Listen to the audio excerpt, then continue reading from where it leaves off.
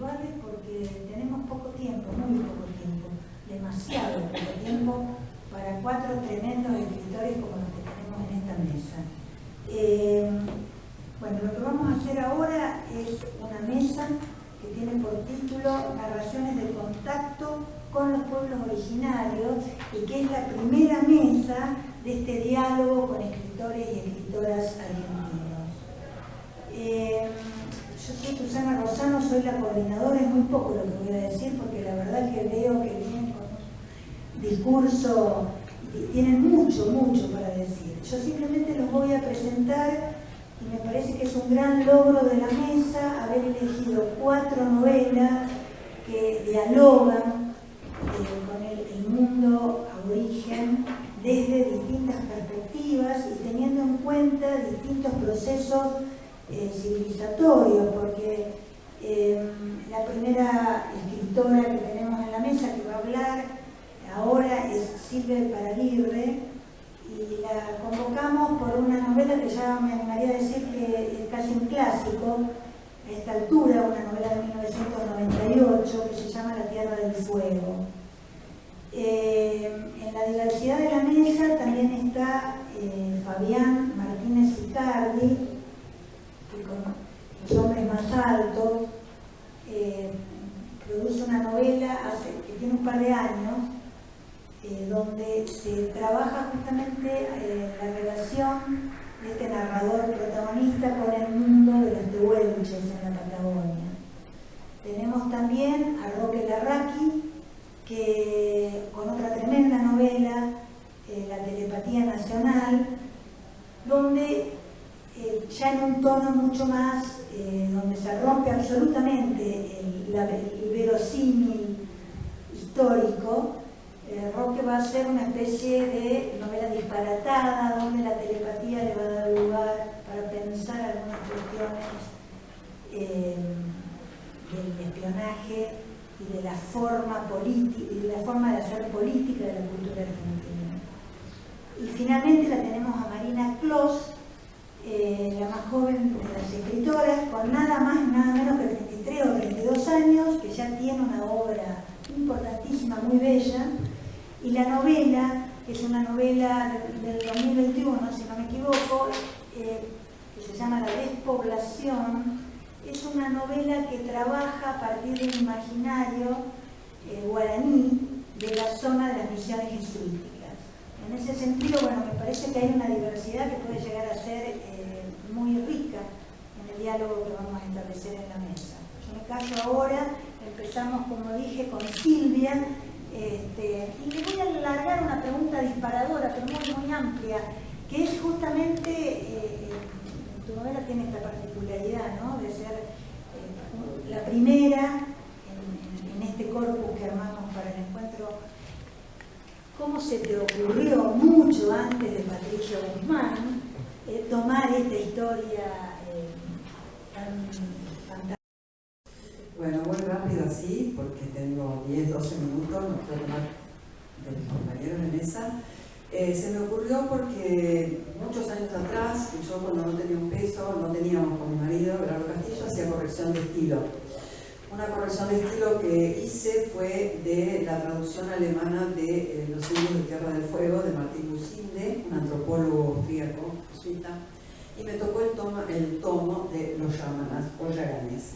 Ahí descubrí la historia de Jenny Button, me puse obsesivamente a buscarla, primero por un interés histórico, porque soy muy curiosa de la antropología y de la historia, y después me empezó a ganar el personaje, que es nada más ni nada menos que un chico de unos 14, 15 años llevado por Fitzroy, almirante del almirantazgo británico, a Londres, junto con 3 compañeros más, 3 jóvenes, en un experimento muy típico del siglo XIX, que era llevar papagayos, monos, personas, mostrarlos en las cortes de los reyes. Eso fue el disparador. Después empieza una investigación larguísima. Yo fui 18 veces a Patagonia, 10 de ellas a Tierra del Fuego. Me enamoré perdidamente. Es un lugar al que tengo que volver cada año y medio, la necesidad de volver. Pero en lo que recorrí en la Argentina no pude encontrar más allá de lo que yo ya sabía. Así que fue en Londres, entre increíblemente en el Public Record Office de Londres, donde yo conseguí todos los documentos fehacientes, escritos con pluma de ganso, cosa que hasta veía el carácter de la persona, y del Times de Londres, era una cosa así. El Public Record Office tiene, pasados 150 años de los hechos, te permite sacar fotocopias a cualquiera. Así que ese fue la documentación. 150 años, pasados 150 años. De los hechos, vos podés sacar fotocopias y te los envían, las esperás, etc. Cualquier persona. Son de dominio público, digamos. Esto por una parte fue el sostén indispensable para encarar una novela histórica. La novela histórica no puede falsear los hechos, no tenemos derecho a hacerlo, aunque hayan pasado 200 años, eran gente, eran personas, así que en principio lo que yo recomiendo es un respeto absoluto, y sobre todo tratándose de grupos humanos, como yo me iba a encontrar, Yámanas o Yaganes, que es una de las 4 etnias de la Tierra del Fuego, los Haush, los Alakaluf, los Setna, más llamados Onas, y los Yámanas. Esto, el personaje de la novela es Jenny Button, que se llamaba de verdad Homo Ilume, su nombre es Yagán, fue llevado y traído y finalmente acusado de una masacre de misioneros anglicanos años después. Él se presenta en un juicio Malvinas, esto es historia.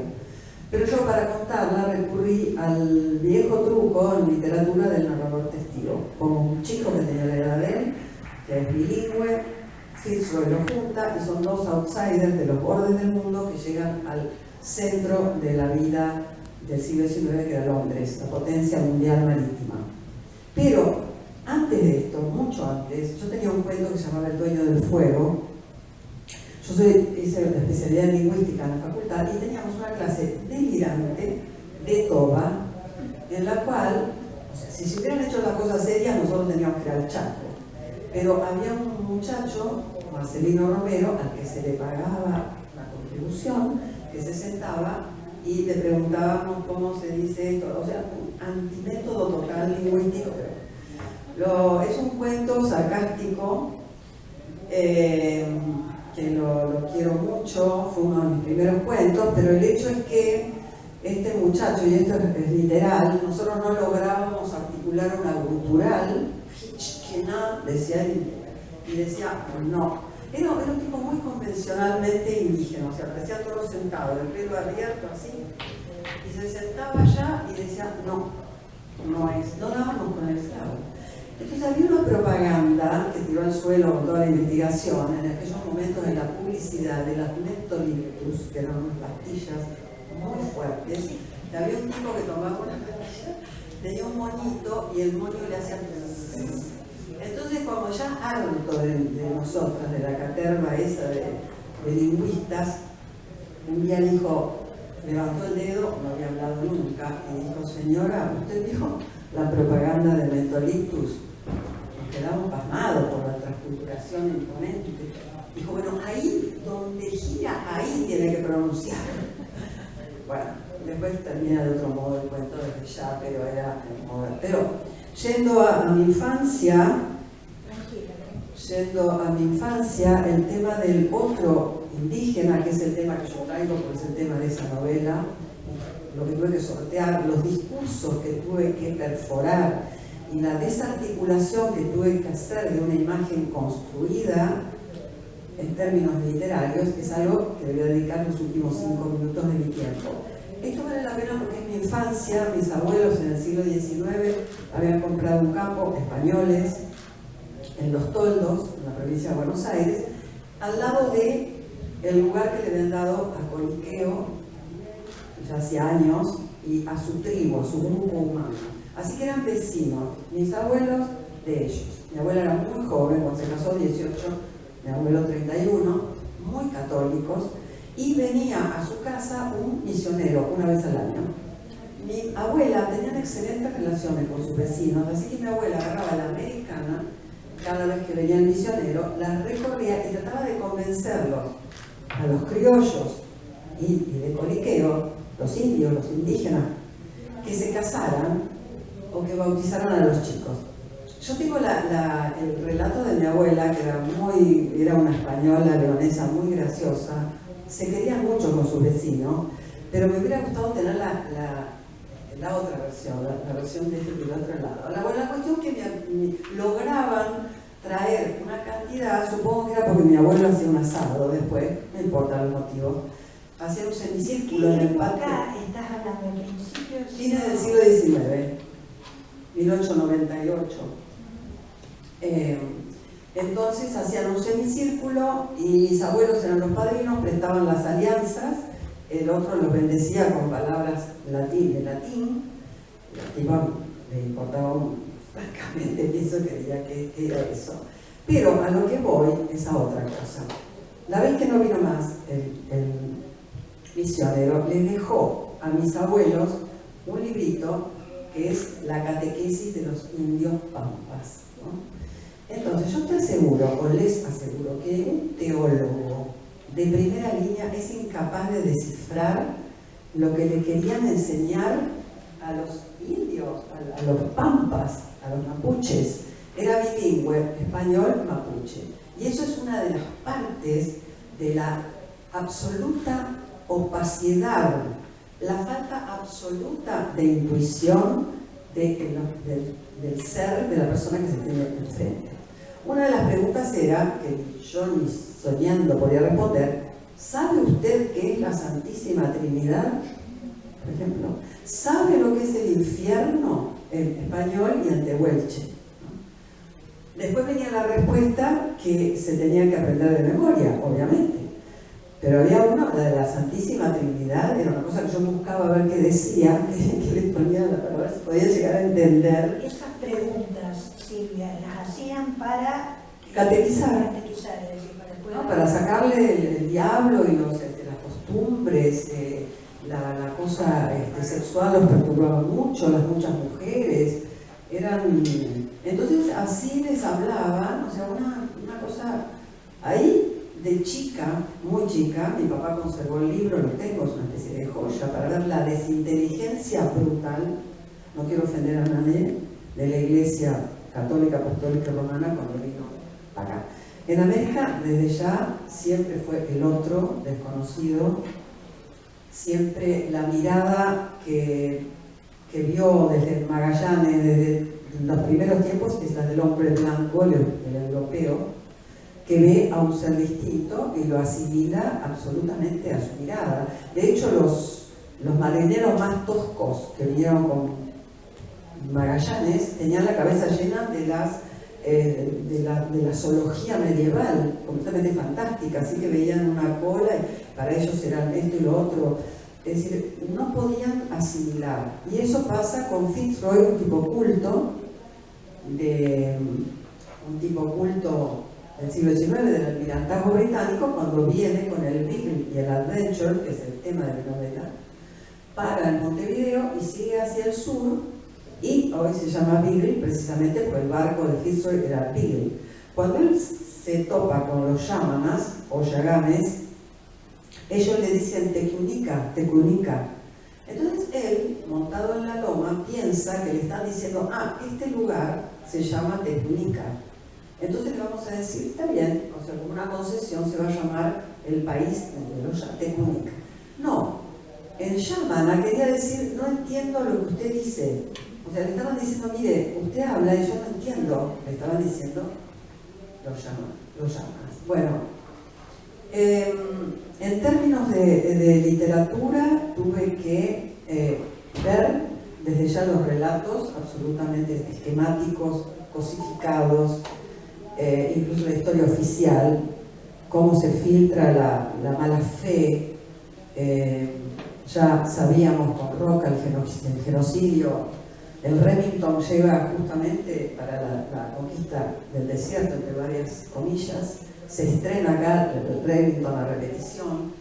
Pero después hubo otro genocidio tremendo, que leer los detalles hoy nos pone los pelos de punta, que es lo que pasó con las mujeres, los chicos, llevados en vagones de Punta Arenas, desde el sur, recorridos, separaciones tremendas de chicos, llevados para servir, metidos en campos de concentración, Martín García, lugares donde se los amontonaba y de ahí salían para la zafra, los destinos de esas personas son algo escalofriante. Yo descubrí un Jamie Button al que me acerqué de a poco con mucho respeto y conociendo mucho el término, la cultura yamana hasta donde pude, a través de Lucinda, a través de todo lo que descubrí en Londres, que fue muchísimo. ¿Cuánto tiempo te llevó la investigación, Silvia? Me llevó 4 años, pero porque tuve que sortear la fascinación de las fuentes. Le estaba contando a Roque, tengo un minuto más, lo último, que esos discursos del siglo XIX europeos, el centro del mundo, y sobre todo en Londres, era el centro del mundo. No podían concebir algo diferente, el americano era el otro. De hecho, para toda Europa el desierto era todo lo desconocido, todo lo que iban descubriendo, o sea, montaña, río, selva, era el desierto. Cuando Pedro de Mendoza vino acá, había 3.000 querandíes en las orillas del río de la Plata, pero era el desierto. Esa fue la palabra que prosperó, el desierto. No había nadie, no había personas. El estatuto de personas difícilmente se le diera a los grupos que vivían en América de 13.000 años atrás. Entonces, lo que venía a mirar este continente, a buscar un paso, porque los ingleses siempre tuvieron intereses geopolíticos evidentes en el sur, la toponimia lo dice, son 2 lugares llamados nombres ingleses, era la visión que tiene el europeo viajero, que es el centro del mundo, es la visión de Robinson, mi novela preferida, la leí a los 12 años, pero la idea de viernes, la idea del blanco que supera, le tiende la mano al salvaje y lo sube hasta él, ¿no? Ni idea ni de lenguas. Y para terminar, y después podemos ver, la tragedia de los grupos indígenas de la Argentina, que fueron ágrafos, no fueron pueblos como en Perú o como en México, el Nahuatl, que tuvieron la piedra y tuvieron cosas que duraron en el tiempo, sino que eran ágrafos, tenían la voz. Ya sabemos que el otro es la voz del otro, lo que el otro dice de sí mismo, pero no la tuvieron porque o fueron exterminados, fueron mal traducidos o fueron silenciados. De hecho, las misiones de misioneros anglosajones que tuvieron, no me acuerdo ahora, tenían como precepto principal cuando llegaban los indios a refugiarse el olvido de la lengua. El olvido de la lengua es el olvido de la identidad, por supuesto. Así que este era el mundo de la libertad, y el mundo generoso de Jamie Button se corta con 100 años de ayuda a náufragos que les pagaron muy mal con violación de sus mujeres y de sus niñas. Así que hubo que deshacer todo eso para poder darle lugar, según mi pobre entendimiento, a la voz de Button. Y eso para mí se trató de tratar de entender al otro, en los términos de mi novela. Basta, gracias. Para cada uno, pero como estamos realmente muy urgidos de tiempo, prefiero darle la voz a los que deben hablar realmente. Vamos a seguir con Fabián Martínez Icardi y solamente voy a marcar la particularidad que naciste en Río Gallegos, seguimos, digamos, en la zona de la Patagonia, y te voy a hacer una pregunta como para disparar y que des, bueno, tu voz. Desde la voz del narrador protagonista de Los Hombres Más Altos, se cuenta la historia de la relación de Manuel Palacio Ranel con el mundo de los incas tehuelches. Manuel es mestizo, de madre tehuelche y padre español. Ingresa al seminario como única salida para poder progresar. Para un mestizo pobre, patagónico, no había otra posibilidad en ese momento.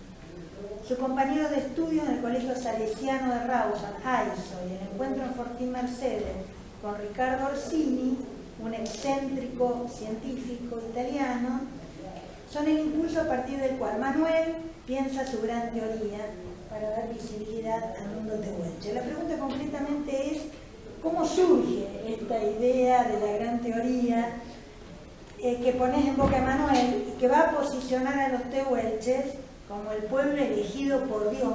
Me pareció, digamos, súper interesante esta especie de tejido que haces entre el imaginario del mundo católico, de la Biblia específicamente, para, bueno, poder posicionar a los tehuelches en un lugar absolutamente especial, con esta idea de que se trasladaron desde el Asia Menor por el estrecho de Bering hasta la Patagonia Argentina para cumplir con esa misión de pueblo elegido y preservar el animal sagrado. En este caso, bueno, vos lo contarás, es un bisonte unicornio, ¿no? Que tiene un solo cuerpo. Bueno, nada, muchas gracias por estar aquí, es un placer y gracias a ustedes por venir. Bueno, yo soy patagónico y una cosa que me interesaría, digamos, contar antes de cómo llegué a esta teoría un poco descabellada, es que yo me crié, nací en Río Gallegos, pero mis bisabuelos llegaron a Patagonia en 1910. Mis abuelos compraron una estancia en la meseta patagónica cerca de Gobernador Rebegores, que es en el centro de la provincia. Es una estancia de meseta bastante pobretona, ¿no? En los años 40, y yo pasé digamos, los veranos de mi infancia y adolescencia con ellos, ¿no? En la estancia, sobre todo con mi abuelo. En esa estancia había gente que trabajaba, que se presentaban como chilotes, como paisanos, y muchos de ellos, digamos, trabajaron durante muchísimos años. Uno de ellos, Reyes, que aparece en muchas de mis historias y que aparece en Los Hombres Más Altos, está enterrado en el panteón, digamos, de la familia, ¿no? Como que eran personas muy cercanas. En mi familia particularmente habían habido muchas muertes, mi abuelo, mi padre y mi hermano mayor habían muerto, casi no había hombres, entonces esos veranos que yo pasaba ahí, estos hombres eran como mis tíos, ¿no? Hombres muy importantes en mi vida, que me enseñaron a andar a caballo, me enseñaron a chillar un caballo, me enseñaron a arrear ovejas y todas esas cosas, a jugar a los naipes. Una conexión emocional muy fuerte.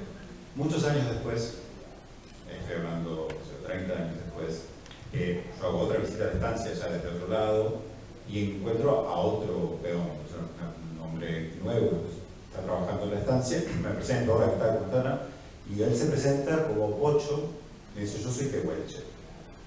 Entonces a mí se me genera un cortocircuito y digo: tehuelche, claro, sí, de la reserva que está acá a 50 kilómetros. Entonces voy a ver a mi tía, que es la única que está viva de la generación, y digo: tía, es una cosa.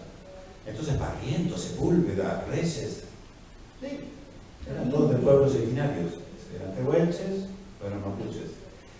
Y a mí se me produce un desborde emocional muy grande porque comprendo que, digamos, en una situación que yo consideraba mucha vulnerabilidad por todo lo que había pasado en mi familia, en realidad estas personas subalternas, hombres solteros, destinados a vivir sin descendencia, trabajando en las estancias, el último eslabón de la cadena de producción ovina en la provincia de Santa Cruz, habían sido tan amorosos conmigo y me habían contenido tanto que sentí que yo ya estaba escribiendo, pero no estaba escribiendo específicamente sobre pueblos originarios, y entonces se me disparó como una necesidad, una urgencia de narrar sobre el tema. Entonces, esto es como yo digo emocionalmente para mí, los pueblos originarios, ahí me di cuenta, no son el otro, en absoluto.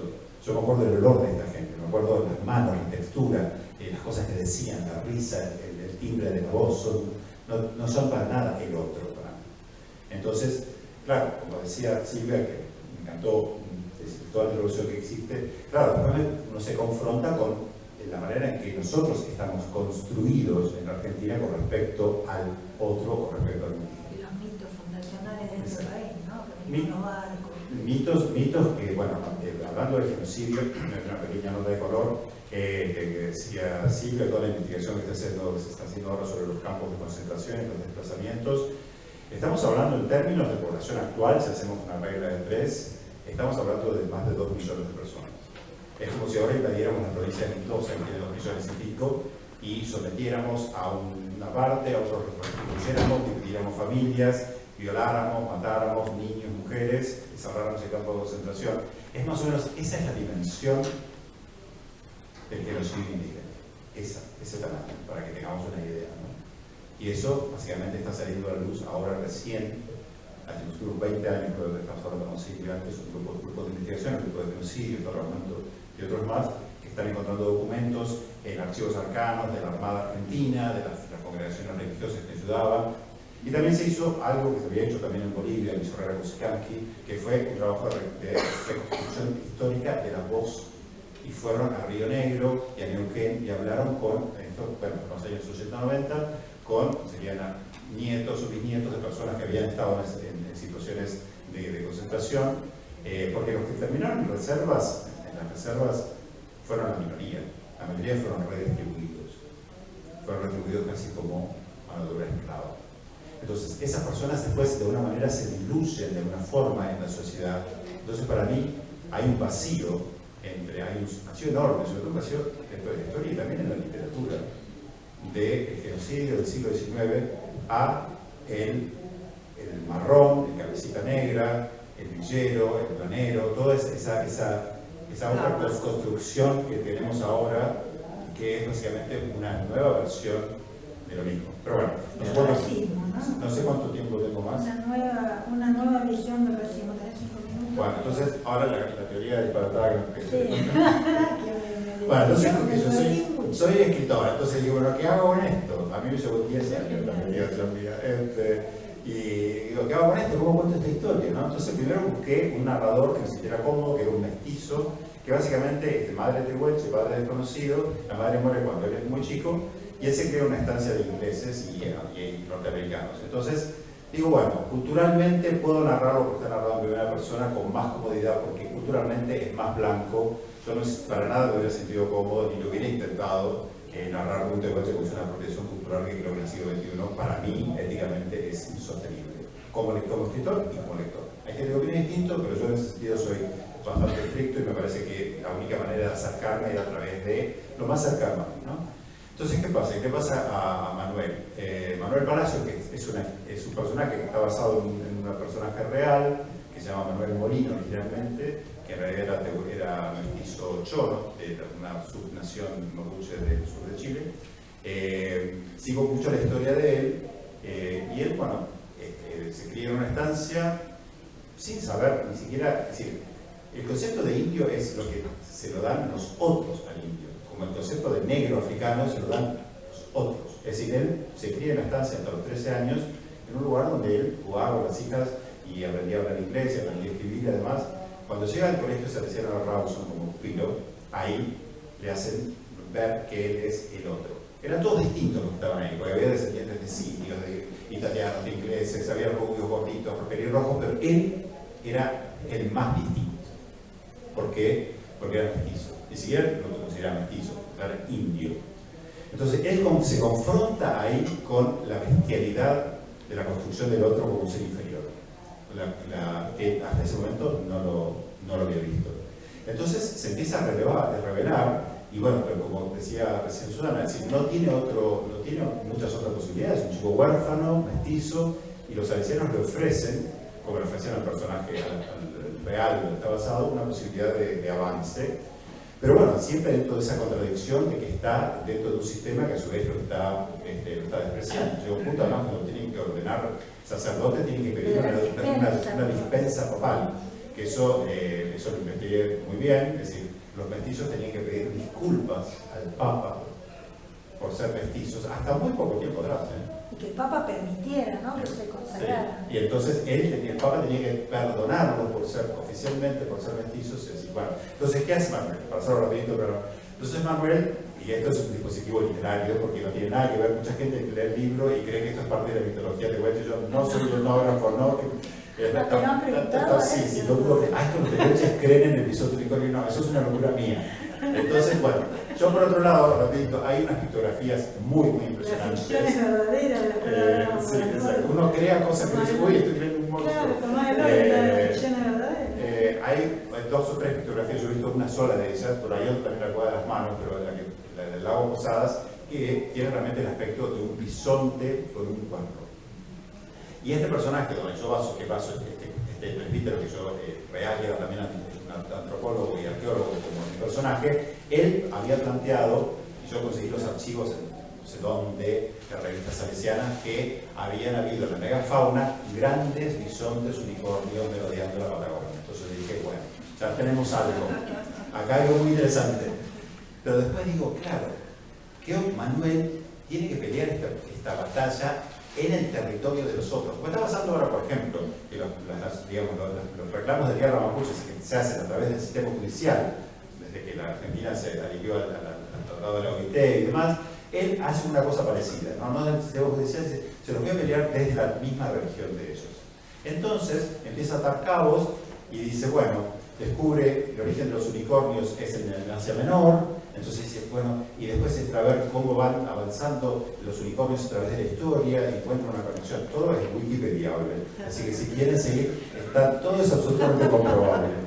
Entonces, él traza una teoría que los tehuelches en realidad eran parte de una tribu de Israel o algo así, ponele, porque además el unicornio se ha mencionado en la Biblia 12 veces, como una bestia sagrada que hay que cuidar. Bueno, entonces dije, claro, la teoría de Manuel es que los tehuelches eran un pueblo de Asia Menor, posiblemente muy cercano al pueblo hebreo, donde surge el cristianismo y lo demás, las grandes religiones de Occidente, y que Dios les encomienda que cuiden y lleven a este bisonte unicornio al último lugar de la tierra, poblado, que además es cierto, es el último poblado donde llega el hombre moderno, para preservarlo del mal. Entonces, cuando él lanza esa teoría, que básicamente lleva bastante tiempo terminar de armarla, encima hay un antropólogo ruso que lo ayuda y hay un montón de cosas más donde llega a armarla.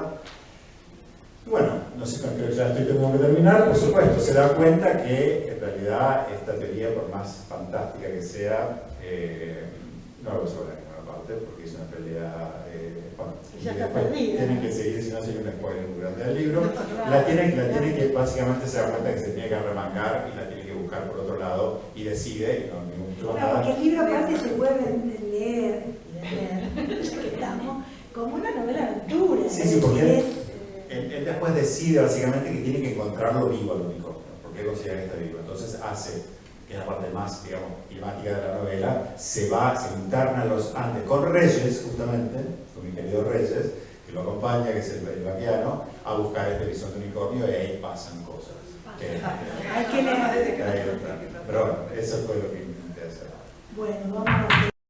Escuchaba, se me ocurrió algo muy delirante, que dije, bueno, podemos hacer una línea del delirio en esta mesa, y entonces si hacemos una línea del delirio, entonces le tendríamos que dar la voz ahora a Marina para terminar con Roque. Digo, el delirio, ¿qué quiero decir con eso? Quiero decir que en este verosímil, digamos, histórico, hay la línea cronológica. No tomo la línea cronológica. Perdón, ¿para qué? Yo te dije que tomo, ahora se me ocurrió que voy a tomar lo que llamé la línea del delirio, es decir, cómo cada una de las novelas va agregando un poco más de disparate o de delirio, y por eso vamos a terminar con Roque. Pero bueno, vamos a Marina. O no. No sería Yo le leía la novela y a ver, tiene la tuya y un verosímil histórico, de novela histórica muy sostenido, muy bellamente escrito. Vos ya con la hiperteoría, bueno, empezás como a ponerle algún ingrediente un poquito más brillante. Y ahora vamos a ir a Marina Clos. Al delirio. No. El delirio viene al final. Marina Clos, que con su novela de la despoblación, que creo, Marina, que es del año pasado, ¿no? Del 2021. Bueno, más o menos. Son novelas, de ellas tres, bastante contemporáneas, entre el 20, 21, 22. En la despoblación, la reconstrucción del mundo místico guaraní al interior de la revolución de San Ignacio, en el Guairá, que era en el sur de Brasil, ¿no? Pero, se realiza a partir de un permanente contrapunto entre el profundo misticismo, fundamentalmente del sacerdote Antonio Ruiz y su ladero, muy bien construido en esos dos personajes, y su ladero Jesús Maceta, por un lado la reconstrucción del mundo guaraní, y por otro lado, digamos, ese contrapunto con el misticismo profundo, sobre todo de Antonio, ¿no? La incorporación como personaje, bueno, esto, el momento de la novela que yo me acordé de algunos relatos de Robato, ¿no? Hay zonas de Tama, ahí hay, digamos, alguna cosita de Rulfo, y esta, ¿no? Esta era como muy pobre, de una vaca, Anastasia la vaca, etc. La pregunta concreta, el disparador, para que hables, es cómo surge, cómo pensás el personaje de Oberá, que justamente al asumirse como hijo de Dios y hermano menor de Cristo, bueno, te permite un escape, ¿no? Una salida de los realista, y empieza a jugar en la novela con algo que es muy importante, muy interesante la novela, que es el humor, la ironía, ¿no? Bueno, no sé si voy a responder mucho para empezar, claro, porque me venía imaginando qué decir y de pronto la pregunta no tenía nada que ver. Entonces, más o menos les cuento. Yo en realidad, la primera vez que escribí sobre este tema, sobre algo vinculado con el tema de los pueblos originarios, fue en un libro anterior que se llama Tres Truenos, y la primera de las voces de Tres Truenos es un personaje basado en una mujer, bueno, lo estoy diciendo todo mal, la verdad, pero basado en una mujer en vía guaraní. La verdad es que cuando yo escribí ese cuento, yo no le veía ninguna chance de que se publique a nada de lo que escribía, no es que eso no se iba a publicar. Mirá que publicaste, sí, bueno, pero después, impresionante. Entonces yo no estaba pensando en ninguna clase de efecto, ni de impacto social, ni de qué significaba eso que yo estaba diciendo para el mundo. La verdad es que yo lo hacía porque, seguramente porque estaba fascinada con el secuaz de Sara Gallardo, y segundo porque de pronto me encontré leyendo así, bueno, cosas como varias, no para nada rigurosas, ¿no? Como lecturas así de antropología, que de pronto hago una o de otra cosa, bueno, y así, con la voz de esta mujer, bueno, varias mujeres, en un trabajo antropológico, una especie de tesis, en la que se citaba las voces de estas mujeres que hablaban sobre la educación en el mundo guaraní. Bueno, y ahí además de que yo encontré que había cosas que yo podía entender, que en realidad lo que yo entiendo de mi personaje, de este personaje de Tres Truenos, tiene que ver más con la cuestión de la virginidad, digamos, que con todo su trasfondo, digamos, cultural, porque yo tengo algo guaraní, pero no tanto, digamos. Entonces, como que en realidad el tema del cuento era el subtítulo del cuento, pero la voz del cuento estaba inspirada en estas mujeres que estaban citadas en esta tesis y que hablaban, bueno, de su cultura y de cómo funcionaba la educación en su mundo. Y claro, bueno, y después viene el delirio, que es la parte que yo la verdad hice de forma totalmente irresponsable, porque no pensaba que alguien iba a leer. Entonces, como eso, viene que me fascinaba la voz de estas mujeres, que yo sentía que podía hablar eso, lo que sea que fuese, y me puse a escribir así.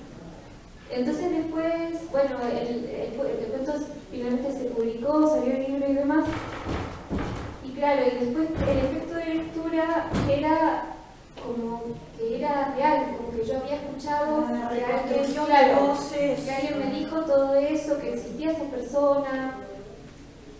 Yo la verdad es que la pasé mal, porque no era un delirio, o sea, era todo basado como en la fascinación por la voz. No era un personaje real, no tenía nada de esto como histórico, ¿no? Como no estaba haciendo... No era real, pero sí muy verosímil. Claro, era verosímil. Pero yo siempre como que estoy un poco así esperando que alguien de la cultura guaraní me diga si para él, pero sí, porque claro, seguimos hablando como entre gente que lo está mirando de afuera. Entonces, claro, como quizás yo le cuento a un porteño ese cuento y es creíble. Yo ya pensaba que iban a decir los misioneros. Seguía siendo creíble y me parecía desesperante, de verdad. Yo en ningún momento quise mentir. Y bueno, entonces como después la despoblación fue el trabajo de decir, a mí me fascinan estas voces, me fascina todo eso, pero yo no estoy hablando de la realidad. Y si tuviese que hablar de la realidad, cambio de oficio. porque es como, yo justo estaba pensando en este libro que seguro que no, yo no estoy controlando el tiempo. No, yo te controlo.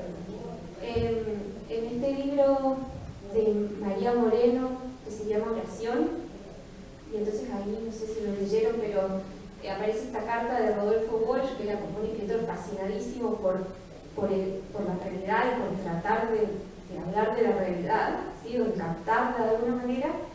Y entonces en esa carta él describe el suicidio de su hija y lo ficcionaliza. Y entonces su otra hija le dice, pero papá, ella no dijo esto antes de morirse, fue su compañero, la otra persona con la que se suicidó. Entonces, ¿por qué creaste esa ficción a partir de este momento de realidad como totalmente, no sé, como intocable casi para la hija, ¿no? Y bueno, y claro, Rodolfo Walsh era un escritor en el fondo, y era un creador de ficción, como una especie de destino. Es posible que no se pueda escribir incluso, bueno, hay teorías respecto, incluso los historiadores tienen que apelar a la ficcionalización. No, es impresionante esto, las cosas que pasan, porque yo tengo la carta, los papeles de Rodolfo que le mandó a Abelardo Castillo a mi marido antes de que lo mataran, donde está la escena donde a él le avisan que la hija se suicidó. Y tiene una cosa muy impresionante que viene al caso, no le he dicho nunca, pero bueno, lo que vos decís no tiene que ver con la ficción que él hace, que sería el único modo, calculo, que pudo hacerlo. Pero él sería, como Abelardo, había estado con los salesianos, y lo que le vino inmediatamente fue como una oración, aprendiera de niño, una oración católica, rezar. Así se llama. Eso es palabras de Rodolfo, en el momento que se entera, que está escrito, está en mi casa.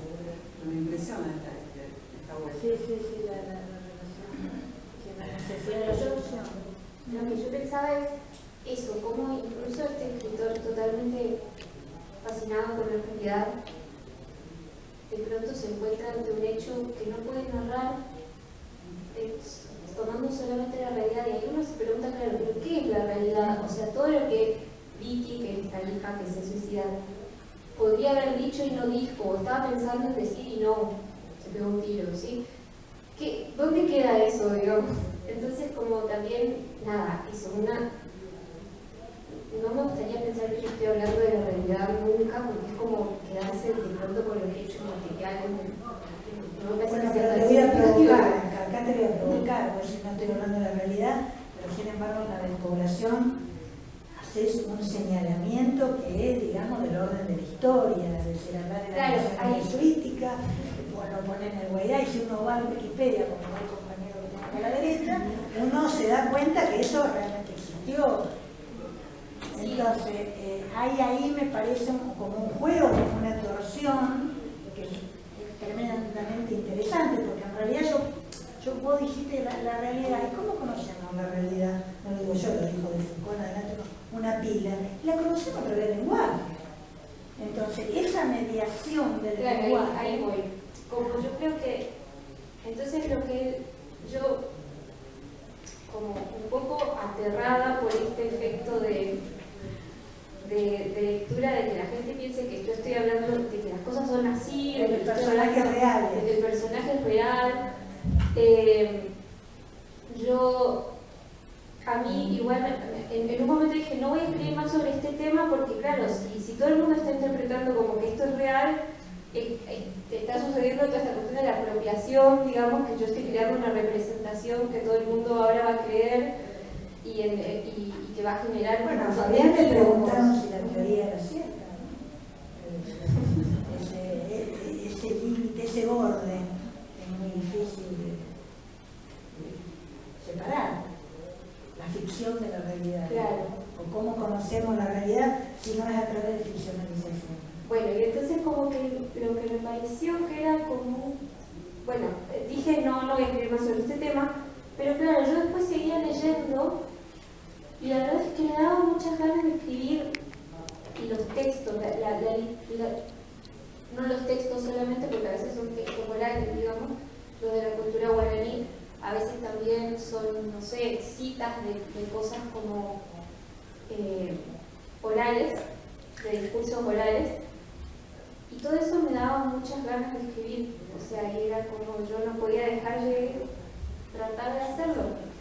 Entonces, eso para mí fue dejar de pensar que yo estaba hablando de algo real y pensar que todo eso, todo ese material cultural, eso, como que está metiéndose en nuestra cultura, digamos la literatura, que era como un espacio que uno quizás parecía como más reservado al canon así medio occidental, europeo, y de pronto no, de pronto uno lee una canción guaraní, y eso es lo que yo empecé a poner en la población, ¿no? Y tiene ganas de escribir, y entonces me quedé de alguna manera con que en vez de hacer dialogar como la realidad con lo que sea que es la literatura, pensar en como representaciones que se empiezan a mezclar y que generan más representaciones, porque después me pongo medio ariana, y eso, y cómo yo quiero que suceda eso, yo quiero que todas esas representaciones que yo encuentro fascinantes, que a veces son súper, no están tan editadas, digamos, entonces está bueno como que se editen. Argentina es un país como un poco, no sé, no quiero decir atrasado, pero tiene algo un poco atrasado con respecto a eso, a tomar todo ese material cultural, integrarlo. Yo creo, por ejemplo, no sé, en México, lugares así como que está mucho más, no sé, las universidades estudian, por ejemplo, acá en Buenos Aires no se puede estudiar en guaraní. En letras. Sí, eso pasa antropología, digamos. O son cursos marginales. Surrealista para decir una palabra. Pero digo, es como algo que está ahí totalmente accesible, o sea, espacialmente accesible. Y eso me parece que podría estar como más presente. Y bueno, yo voy como encontrando todo lo que encuentro, lo leo y me encanta y me da ganas de escribir, entonces lo sigo haciendo. Pero bueno, los presentes sabrán que no estoy hablando de la realidad, sino como que estoy tratando de incorporar en todos esos textos, o todas esas voces, nada, a ver eso. Roque.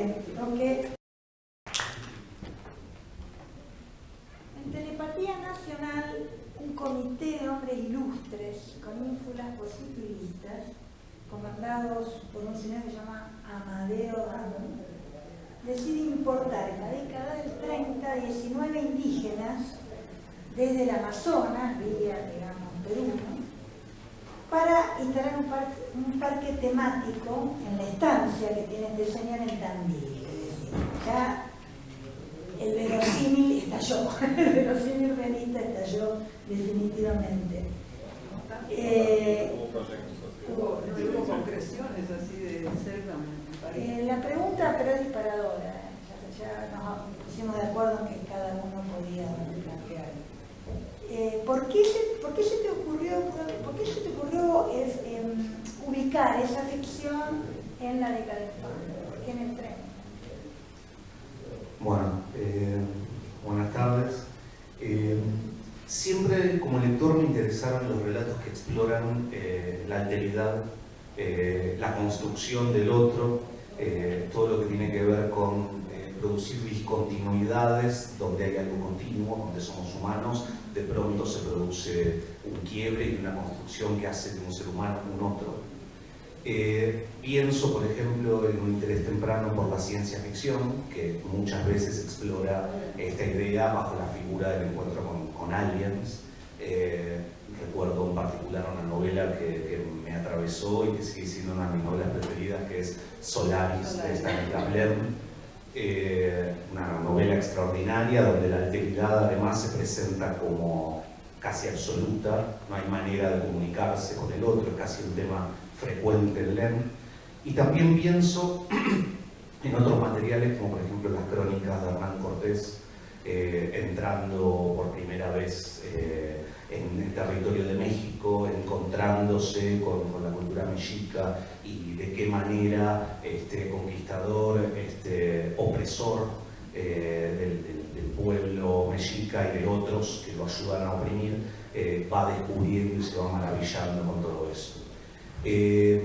Con respecto específicamente a la telepatía nacional, tomando este interés, a mí lo que me interesaba era explorar una vez más la construcción de la alteridad y el encuentro con la alteridad, pero me interesaba hacerlo desde el punto de vista de aquel que por tradición siempre se ha apropiado de la alteridad, que es, bueno, el hombre blanco, europeo, patriarcal, clasista, misógino, etcétera, etcétera, etcétera. Ese tipo de figura me interesaba particularmente para poder abordar el tema de la alteridad. Y hubo un otro elemento que proviene de la realidad más absoluta, y es que efectivamente existieron parques etnográficos, los hubo en París, los hubo en Bélgica, creo que hubo uno también en Berlín, hubo intentos en Estados Unidos de llevar al mundo del circo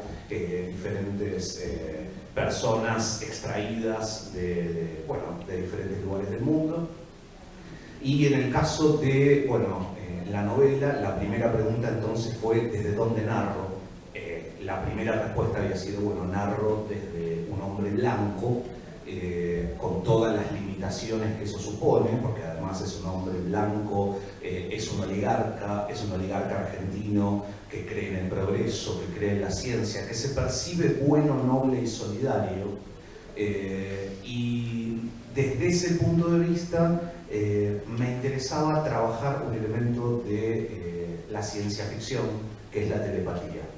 Decir, este encuentro entre distintos no se va a dar bajo los típicos rituales del encuentro, el desencuentro y la opresión, sino que se va a dar a través de la telepatía. ¿Qué pasa si efectivamente alguien de estas características logra acceder a la conciencia del otro, a la conciencia del que percibe distinto? Y efectivamente en la novela aparece un personaje que es una mujer de un pueblo originario, extraído de la Amazonia, un pueblo completamente inventado. Después, en todo caso, me gustaría aclarar por qué está inventado. Y en el encuentro telepático con esta alteridad se producen una serie de fenómenos. No quisiera adelantar particularmente nada, pero sí creo que queda bastante en evidencia que la posibilidad del encuentro y la posibilidad de la comprensión del otro, incluso habitando por un lapso la conciencia del otro, puede ser muy difícil de llevar adelante. Esa es un poco la idea. Y también estaba el tema de, si iba a trabajar o no con pueblos originarios reales, existentes, sobre todo teniendo toda la historia del sur argentino y cómo fueron llevados a Europa en exposiciones, en tours, que muchas veces terminaban con su muerte. Y me pareció adecuado no trabajar con un pueblo real. Y acá viene un poco el fantasma de la apropiación cultural. Pero para mí es un fantasma. Todavía yo no tengo muy resuelto qué siento con respecto a esto. Porque por un lado, la apropiación cultural, que por supuesto es apropiación porque hay una relación de desigualdad entre quien apropia y la cultura que es apropiada. Entonces ahí ya empezamos mal, hay una relación jerárquica que todo lo deforma. Pero también es cierto que para conocer al otro, de alguna manera hay que empaparse un poco del otro. Hay que apropiarse en algún momento de lo que el otro propone. Esto es una sensación que tengo, es una duda, es una inquietud. Por supuesto, insisto, si se da eso en una relación de desigualdad, entonces muy probablemente sea solo apropiación y nada de incorporación de conocimiento. Pero ¿no es la incorporación de conocimiento un modo de apropiación también? Eso por un lado. Por el otro, también creo que estamos en un momento del modo en el cual se piensa la narrativa y la literatura, donde, y entiendo perfectamente que esto ocurra así, donde pareciera ser que hay algo de lo identitario, en términos de la identidad del autor, que permite o prohíbe el acceso a ciertos temas. Por una cuestión formativa, por la época en la cual yo estudié en letras, yo más bien creo, y era de algún modo el consenso hace unos años, ahora eso cambió, que en realidad una persona africana bien puede escribir la gran novela estadounidense protagonizada por blancos, y que un blanco puede escribir también la gran novela de la emancipación africana, de la esclavitud. Creo eso firmemente porque creo que la literatura es un espacio donde uno explora unos límites que no están atravesados ni por lo biológico ni por la identidad o la construcción de identidad de quien los escribe y promueve. Por supuesto, esto tiene un conjunto de matices. ¿Por qué? Porque hay un montón de conjuntos, de colectivos que no habían accedido a la escritura antes, o que si habían accedido a la escritura no habían accedido a la publicación o divulgación de sus piezas. Entonces es cierto que hoy día, si hay gente que proviene de la experiencia del pueblo originario que puede publicar y editar, entonces prefiero que lo hagan. Estoy ansioso por escuchar esa voz. Del mismo modo en que, por ejemplo, uno podría pensar que Coppi, el autor franco-argentino, escribió extraordinarias novelas trans sin ser él mismo una persona transgénero, y sin embargo hoy en día es atractivo y hermoso que mucha gente trans que antes no accedía o a la escritura o a la publicación o divulgación de sus piezas ahora puede hacerlo. Entonces es cierto que en esta coyuntura particular quienes no formamos parte de esos colectivos tradicionalmente oprimidos y silenciados, quizás debemos dar un paso al costado. Y es por eso también que decidí inventar un pueblo originario y sobre todo, y con esto cierro, pensar que la voz o las voces que guían la novela están siempre ancladas desde una perspectiva occidental, desde una perspectiva blanca, en el sentido más amplio del término, porque también hay algo, y es que me interesa explorar, no solo en esta novela, sino también en las 3 novelas, y ahora respondo finalmente a tu pregunta, me interesa explorar la voz del otro que es mi otro ideológico y político. Yo vengo de una formación muy marxista, muy atea, muy agnóstica y con todas las derivaciones que eso pueda tener, y me resulta fascinante el discurso de las derechas. Me resulta fascinante en un sentido de distancia total. Me resulta fascinante en su horror, en el modo en el cual desnudan su pensamiento mágico de un modo obsceno, porque para mí existe una relación directa entre el pensamiento conservador de derecha y el pensamiento mágico. Entonces encuentro en ese discurso, que por otra parte nos bombardea continuamente, porque encendemos la tele y ese es el discurso que nos atraviesa, leemos los diarios de los medios hegemónicos y ese es el discurso que nos atraviesa.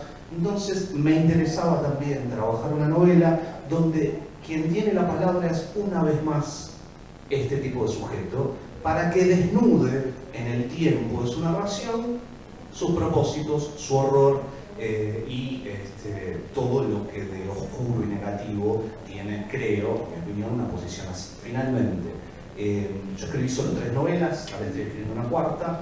En las 3, si bien hay un coqueteo con la ficción científica o con el género fantástico por momentos, hay también un rum-rum, un subtitulado que tiene que ver, quizás por momentos en ausencia, con la historia política argentina y en particular con la historia de los golpes militares en la Argentina, que para mí son los grandes momentos de destrucción crítica de lo que es al menos la historia del siglo XX en el país.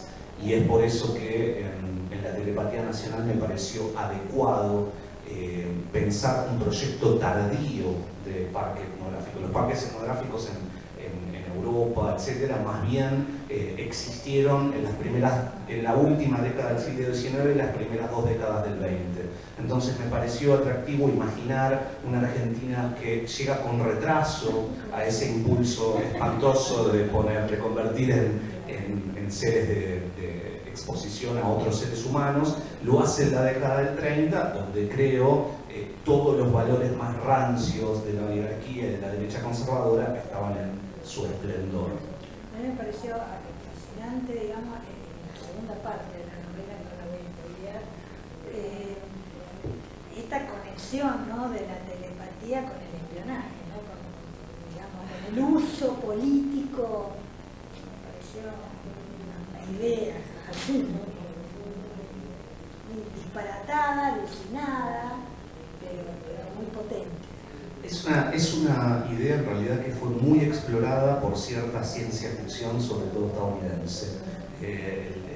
La ciencia ficción, estoy pensando quizás en la década del 60 y el 70, donde la telepatía siempre termina teniendo algún tipo de uso instrumental, y en particular tiene que ver con, bueno, la posibilidad de espiar, el espionaje, el acceso al otro. Sí. Exacto, exacto.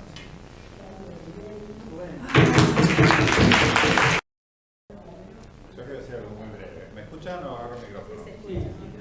No, quería justamente un poquito tomar lo que decía Rob, lo que decía Marina con respecto a escribir sobre pueblos originarios. Yo estoy de acuerdo que cuando uno habla de voces subalternas que han estado silenciadas y uno habla de una situación de privilegio, hay que hacerlo con muchísimo cuidado. También opino, como dice Roque, yo estoy esperando que lleguen esas voces, que la verdad que todavía no han llegado. Ahora considero de que los que tenemos acceso a ciertas voces, yo por ejemplo estoy acá, podemos servir como puente. Yo lo que me cuidé cuando hice esta novela, que me llevó muchísimo tiempo, yo trabajé con una antropóloga que estaba conectadísima y trabaja con el pueblo tehuelche desde hace muchísimos años, y la novela pasó 4 veces por ella antes de que yo me animara a publicarla, para que no hubiera absolutamente nada en la novela que pudiera ofender ni distorsionar a nada. Entonces, yo creo que la responsabilidad que yo me tomé es una cuestión de decisión personal mía, no digo que todo el mundo lo tiene que hacer, es que si iba a escribir algo, iba a tratar dentro de lo posible de estudiar lo más cuidado, porque estoy hablando de una voz silenciada. Es decir, yo además tampoco estoy hablando como un tehuelche ni nada, pero todo lo que se fue referencia a la historia de Tehuelche, el pueblo tehuelche, fue como chequeada 4 o 5 veces para que nada hiciera ruido y nada. Eso es lo que quería decir. A mí me fascina una cosa de esta mesa que nos recorre la diferencia, que es la necesidad, de algún modo, no la necesidad, sino el sentimiento de legitimidad que siente uno como escritor o escritora frente a este tema del otro, y en temas con el guaraní, o en la experiencia que vos contás en tu novela del parque temático de brasileños, o en el caso de los tehuelches, en el caso de los llamanos. Es decir, preguntarse cómo cuento esto, cómo me atrevo, ¿no?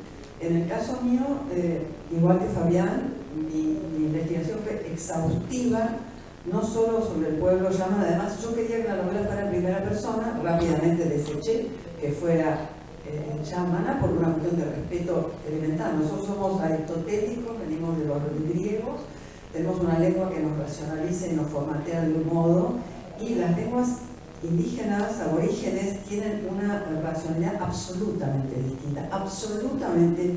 Por eso me interesó muchísimo Toba estudiarlo, porque sus sistemas de parentesco, sus sistemas de los posesivos, su sistema de que lo digo de una manera si lo veo, y si no lo veo lo digo de una manera absolutamente distinta. Es decir, esa otredad que pasa por la lengua. Pero quería simplemente referirme, vos dijiste que trabajaste con una antropóloga. Yo tuve la suerte de trabajar con Anne Chapman, una antropóloga extraordinaria. Fuimos muy amigas a pesar de la diferencia de edad. Ella había sido discípula de Levi Strauss, nada menos, en París. Vino a la Argentina, descubrió a Lola Chiepia en el sur, viviendo entre los Selknam, la última ONA, decían. ¿Saben que ONA quiere decir hombre del norte? O sea, lo llaman y le decían ONA porque vivían arriba de ellos, arriba del Beagle, pero el nombre real es Selknam. Pero quiero una pequeñísima experiencia donde se puso en escena frente a mí esta cosa tan patética de no tener la propia historia. Es decir, un pueblo como el Selknam sabía que iba a la extinción. Yo creo que no puede haber una cosa más tremenda de tener conciencia de que como pueblo vas son los últimos. Había 75 Segnam que hicieron el último Jain, la última ceremonia de iniciación a la pubertad, prohibida para las mujeres, frente a Agusinde, porque consideraron que era un hombre bueno, lo tuvieron a prueba 3 años, era una ceremonia secreta, y gracias a eso tenemos las fotos alucinantes de los cuerpos pintados, las tienen que haber visto alguna vez, son imponentes. Pero yo estuve muy en contacto con la gente de Rafaela Ishton, que es los descendientes, son de los Segnam, en Tierra del Fuego, en Río Grande. Y con Rubén Maldonado, que era el director de ese grupo de descendientes. Ellos tuvieron 90 años de litigio, de leyes, hasta que les devolvieron sus tierras. En el corazón de Tierra del Fuego, en Tolhuin. Las mejores tierras lo consiguieron, con un esfuerzo y una inteligencia extraordinaria, esta sucesión de hijos, padres que se hicieron cargo del litigio, ¿no? Hasta que lo consiguieron. Ellos tienen ahora su lugar, que está dividido en chacras, y el estatuto era que cada uno podía ir a vivir si se ocupaba en algo. Por ejemplo, Rubén tenía una pileta hecha al lado del río y criaba truchas. Pero esto a qué viene, que ese día, que era junio, el 21 de junio, el día más corto del año, pero además allá enseguida oscurecía, fue un día extraordinario. Comimos un asado con él. Estaba su abuela, que había sido llevada a los 4 años a una reserva, había perdido la lengua, pero en un momento estamos charlando todos, había gente grande, chicos, chiquitos, y yo se me ocurre preguntarle algo a Maldonado, como diciendo, pero cuando estaban acá, ¿qué hacían? O el bosque, porque era un bosque sagrado para ellos, lencas, coigües. Entonces él se queda así un poco pasmado y dice, esperate un momentito. Va a la camioneta, una camioneta muy desvencijada del grupo, de Rafaela Ishton, y dice, mira, y traigo un libro. Entonces era un libro de Anne Chapman, que fue una especialista, la más grande sobre el Segnam, y me dice, mira, acá está lo que hacíamos y lo que era el Jain, y lo que bisabuelos y bisabuelos.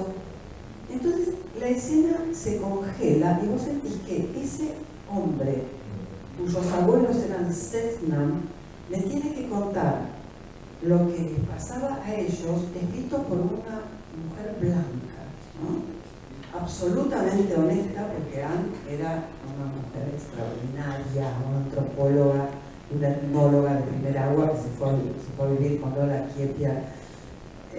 Pero eso cifraba esa cosa terminal de no tener la propia lengua, de no tener historia.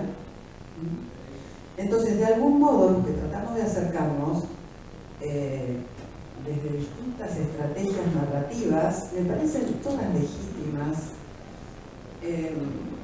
Yo por mi parte me pasé de rosca, digamos, en la información, fui a buscarla hasta donde la encontré, pero eso a mí me dio una gran seguridad para poder hablar en nombre de Jenny Button, con el cual no me meto, porque no sé cómo pensaba, pero sí tengo puesto al lado de el narrador, en primera persona, que opina, y a veces opina mal, justamente porque es blanco, pero de todas maneras es un bastardo el chico, que eso me interesa, porque un artículo que se llama La voz de los bastardos, el único legítimo ahí es Homo Lumen, porque este chico es hijo de inglés llegado cuando las invasiones inglesas y de criolla, nunca se casaron porque una protestante, el católico, huyeron, inventé una historia. Pero quiero decir que la bastardía la levanto como un modo de el origen de nuestra nación, absolutamente respetable. Pero bueno, era esa escena que quería compartir. Un cachito más. ¿Alguna pregunta? Queremos escucharlo, si alguno de ustedes, antes de que nos echen, alguien quiere hacer alguna pregunta. Un breve comentario, sobre todo cuando la escuchaba Marina, que además nos hizo hasta sonreír con su comentario. Esto de ¿por qué estamos buscando siempre tanto rigor si sabemos que estamos hablando de novela histórica, ¿no? sabemos que hay que el matiz, el rigor va a estar presente, pero también como lectores sabemos que estamos abordando una novela, o estamos abordando un cuento. Entonces, vos aludiste a Rodolfo Walsh, y yo quiero novela de no ficción, por estos títulos que siempre colocamos, voy a ir a leer esa parte de Walsh, ¿no? Pero lo demás, porque yo sentí que estabas todo el tiempo como disculpándote por no haber abordado la realidad, cuando en realidad lo que vos haces es ficción. Entonces, me parece bárbaro entenderlo así desde el punto de vista de la ficción y sin mayores explicaciones, porque como lectora también después soy dueña de ir a Wikipedia o a los centros de información donde quiera conocer, ¿no?